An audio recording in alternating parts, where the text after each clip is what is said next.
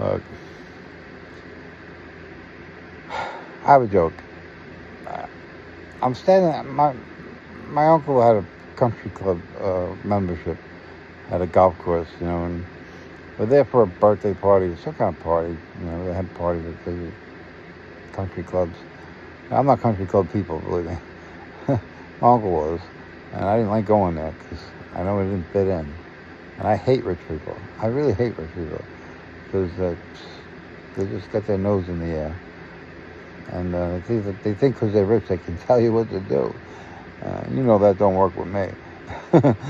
So I'm sitting out on the porch on the deck, and at that time you could smoke there. And I smoked when I was younger. I was 35 at the time when this happened. And my cousin girl comes out, she's being nice, she had good intentions, She's talking to me, she's saying, why don't you give it up? It's not good for you, it's not healthy. And my brain, my attitude was not in the space for that. I was pissed just being there because I hate my family. And they hate me too. It's like indifference on both sides. If they dropped off the face of the earth, it wouldn't be a plus or a minus. It'd just be like a poof. But anyway, so she's talking to me, trying to get me to quit smoking. And I'm like, I'm thinking about it. I'm like, I really don't want to be 75. I'm 35 now. I'm like, I really, in this time. And I'm like, I really don't want to be 75, It's just, I don't care. If I make it to 75, great, but I really don't care if I make it to 75. And this little old man with a plate of food, and he's puttering along because he can't walk right. He's like shuffling, and he's not walking, he's shuffling. And he goes right by me, and he just has to make the old man comment. Come on, the old man comment. And he says, "You won't say that at 74." I just cracked up.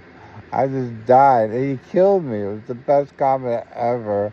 And my cousin, she was cracking up too, but I was dying. I put him all to shame. I was just cracking up. I'm like, oh, shut up. Always got something to say, But perspective. When you're 74, you don't want to die at 75. When you're 35, you don't care if you die at 75. So if I say you're going to live 500 years in my time, you won't be happy if you're 10. That's a hell of a thing, But at 490, you might be saying, "Can I get a little more time?" So perspective, just whatever. I just thought I'd give you another way to look at the world. I look at the world so differently, and I don't know how you look at it, but because you do what you do, I know you don't look at it the way I do.